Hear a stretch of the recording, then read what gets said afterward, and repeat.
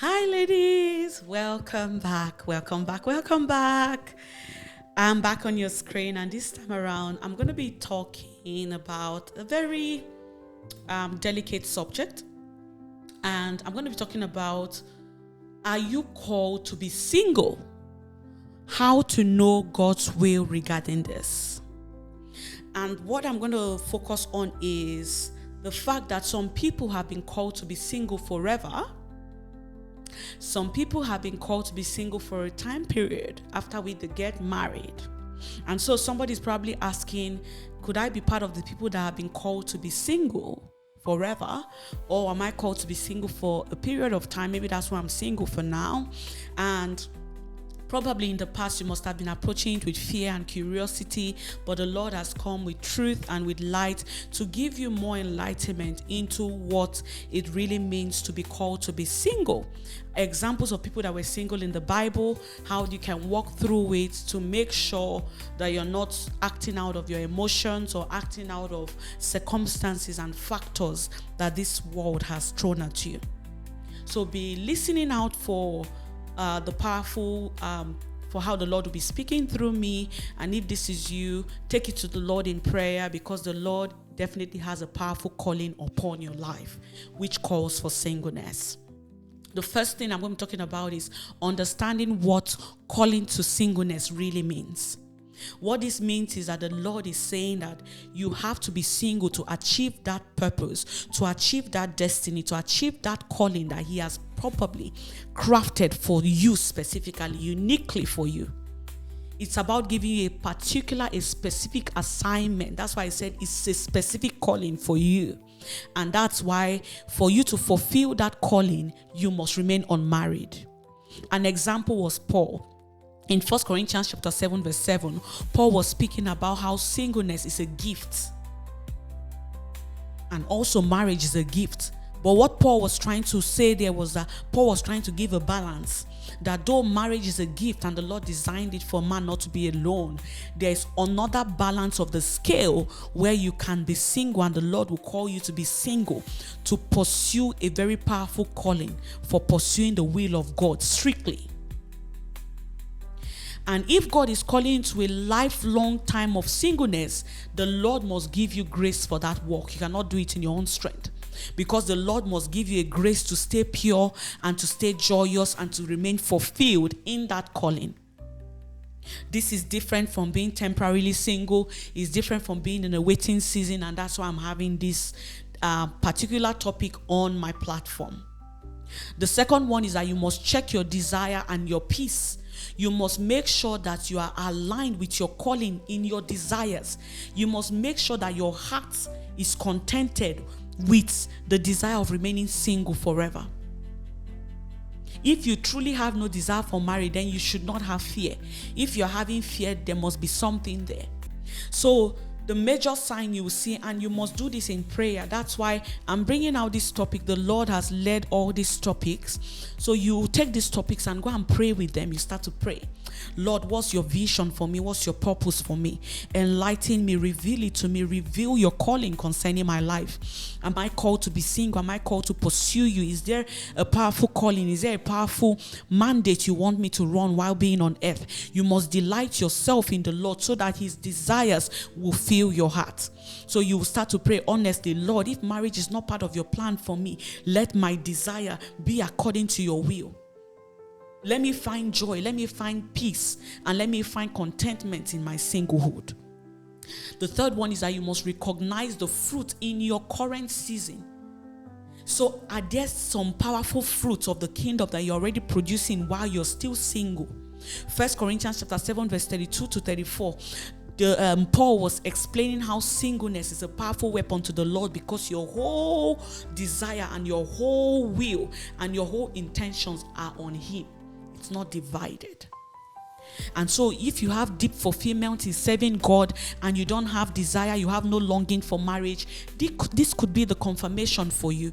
So you must start to look at your life, look at the time you spend with God, look at the giftings, the energy that the Lord has put inside of you, and make sure that you start maximizing your single life now. Don't wait, because you've been called to be single to pursue that mandate for the Lord. The fourth one is that you must watch out for fear-based decisions. Once you notice that the Lord has called you to singleness, and then you find fear springing out, fear of heartbreaks, fear of rejection or commitments to your calling, you must run to the Lord to redirect your focus to where the Lord has called you to be. And if you notice that fear keeps coming around, then start to check. The Lord, one thing I always say is that the Lord always has answers. He's waiting for you to bring those questions and he'll answer you. I always say there's a difference between questioning God and taking your questions to the Lord.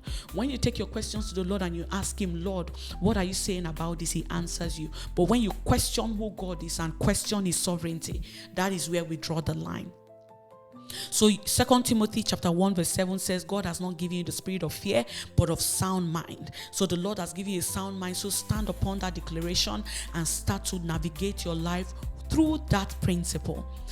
Practical part is that you start asking the Lord to heal you of past wounds so that you can make decisions from a place of faith and not of fear. The fifth one is that you must seek wise counsel and confirmation.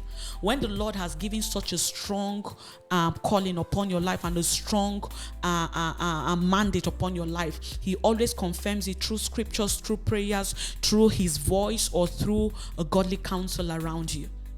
Proverbs chapter 15 verse 22 says, plans fail for the lack of counsels, but with many advisors they succeed, and they must be good advisors. If you surround yourself with evil counselors, or you surround yourself with counselors that have twisting, I love Proverbs so much. The Proverbs was talking about forward.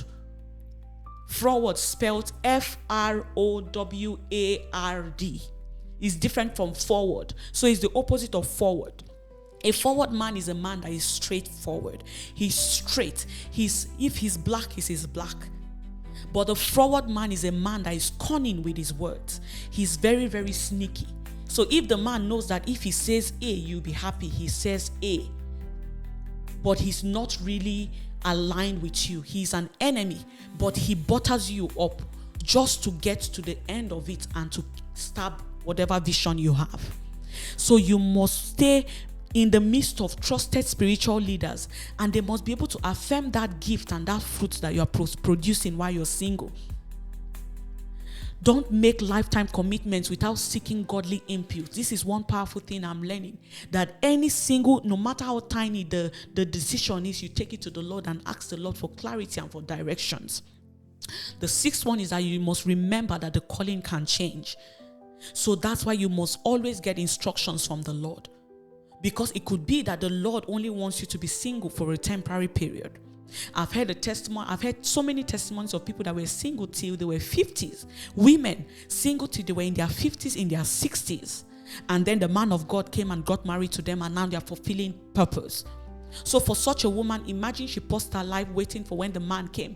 That means her life would have only started when she was 65. And I'm telling you, if your life is paused, that man will definitely not recognize you, because he will not meet you on the field. So you must get ready that at all time you're in tune with the voice of the Lord. The fact that you start single does not mean that you will not receive the desire of marriage at some point in time. God's will is always navigating. That's why the Lord says that we prophesy in parts, because we only see in parts. So as the Lord is revealing your destinies to you in pockets, in bits and pieces, you start putting the puzzle together. But at all the time, you make sure that as you're stepping forward onto higher levels, you are always in tune with the voice of God, so that you remain aligned and not fall along the way. So you must stay open-minded to the Lord. Do not confine him to a box. He's God all by himself. He's immensely God. He's to infinity. His dimensions are infinity. So if you've seen a dimension of God now, don't plateau thinking that you've seen the whole of God, because God has more to himself. The last key point is that you must seek key signs that you are called to a lifetime of singleness. So this must be deep contentment. That is core contentment in being single, without any desire for longing marriage. The second one is that you must make sure that you are so graced to handle your sexual purity and your companionship so much that you serve the Lord according to purity and according to the will of God, honoring the Lord in all your ways.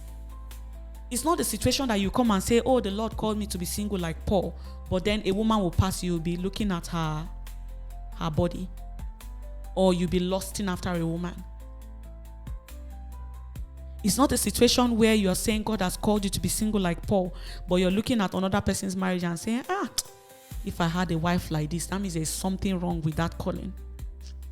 So there must be a strong sense of purpose that is easier fulfilled while being married. So it's easy for you. There's a grace that flows, that just makes you flow in it easy without struggling. There must be multiple confirmations through prayers, because it's a very serious one. You don't want to get it wrong. So there must be multiple confirmations through the voice of God and godly counsel.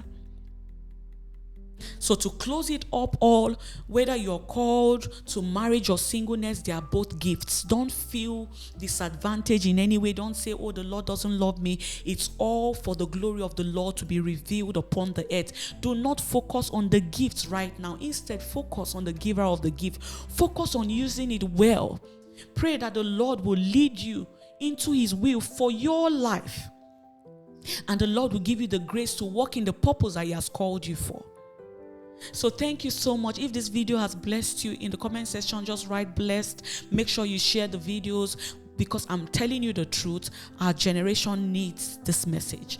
So don't withhold it. Share it to everyone. They need it. It's not, to be honest, God has given me a mandate in the secret place. And the Lord has said, you have to bring out these messages. I made you go through certain things because you must cause that change. You must cause that impact and that influence in your generation. And so these messages are not from me. So if you watch them and they bless you, share them across the platforms, so that other people as well will be blessed, and we can depopulate hell and populate the kingdom of God. May the Lord continually bless you. Drop your comment section, give the video a thumbs up, turn on your post notification button, so that once I post a video, you'll get notified. See you next time, and remain blessed always. Stay blessed and stay rooted, sisters. Bye-bye.